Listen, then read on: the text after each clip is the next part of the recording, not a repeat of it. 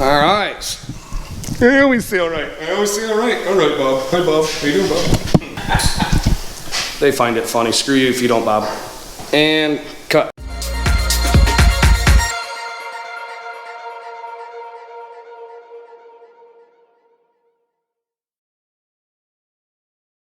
So for this next phase on the Grand Cherokee, Eric's already pondered, you can see over there, we're gonna work on putting this stuff in.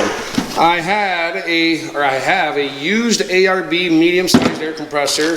I have a whole bunch of leftover installation parts because, you know, we install hundreds of these things here at the shop. And we picked up the Universal MLC6 controller system because we're gonna have some different accessories we need to make function and get power to. So to allow for a clean installation, I am not going to be using but only pieces of this. We're going to steal the pigtail for the harness, probably going to steal the switches, but probably not all of them, probably just a few of them, and we're going to steal or use this whole MLC6. Being this is a universal MLC6 though, you have to figure out where to put this because nobody makes one for a Grand Cherokee. Well, I shouldn't say nobody. Nobody that we deal with on a normal daily basis makes one.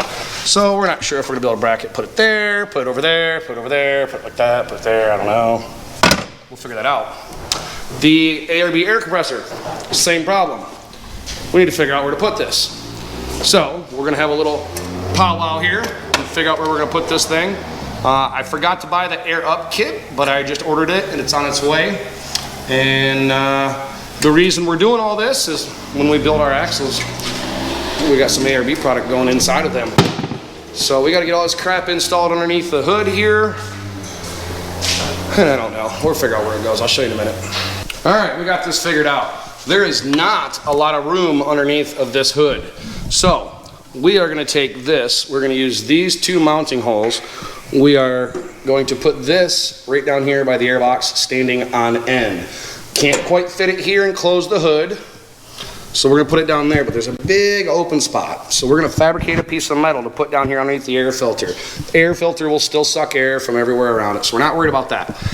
But that'll keep this pretty well protected from the elements as far as like all the slush and mud coming up through this big hole down here underneath the air filter. So that's where we're gonna put the control box. The compressor, we don't have a lot of room either, but we are going to custom fabricate a bracket to mount this down here by the distributor. It still allows us to get to our oil filter, distributor, all that stuff. And so that's where we're gonna put that. Like I said, we're gonna have to custom fabricate some bracketry for both of these. So once we get our brackets all fabricated, we will show you how they're gonna fit. Then, once he's done, or while he's doing that maybe, I'll start getting the wiring ran over to where the control box is gonna be. I can start preliminary running wiring inside. And we're gonna do, like I said, we're not using this switch box. We're gonna custom build one from scratch. So my boy here, Blake, just got back from the powder coater, went and picked up the bumper for this Grand Cherokee. We had it completely stripped and sandblasted. Now we're gonna get it ready to go back on. There's also and powder coat. There's also more stuff in the back too. And there's more stuff in the back seat. But wait, there's more. Oh yeah, all the bracketry, battery box. There's some knuckles for the front axle.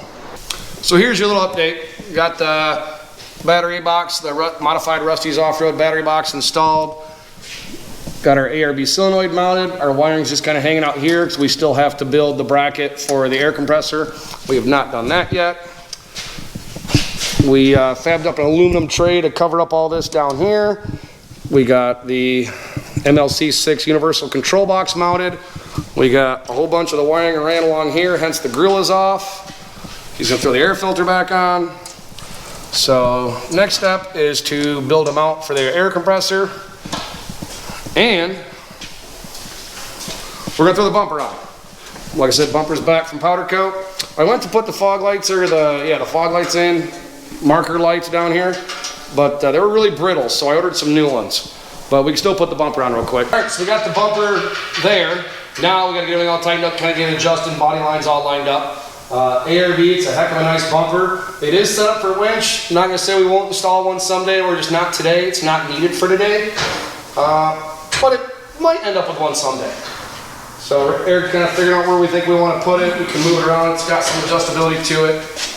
And snug this bad boy up and move on to the ARB air compressor. So I wanted to go in a little bit more detail here on what we did under the hood as far as the MLC6 and the air compressor. So we did a custom mounted MLC6 here. We built brackets and got it all mounted down in there.